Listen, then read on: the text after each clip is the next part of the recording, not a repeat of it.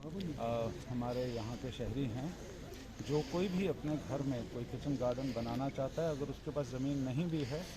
तो वो गमला वगैरह इस्तेमाल करके उसमें भी बना सकता है, ताकि वो अपने घर की पैदा की हुई ऑर्गेनिक वेजिटेबल जो किसी भी किस्म की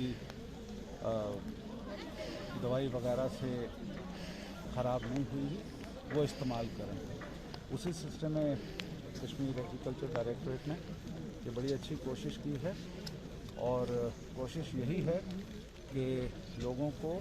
बेहतरीन से बेहतरीन जो ये पौधे हैं ये उनको मुहैया किए जाएं, ताकि वो अपने घरों में सेल्फ सफिशिएंट हो सकें। सब्ज़ी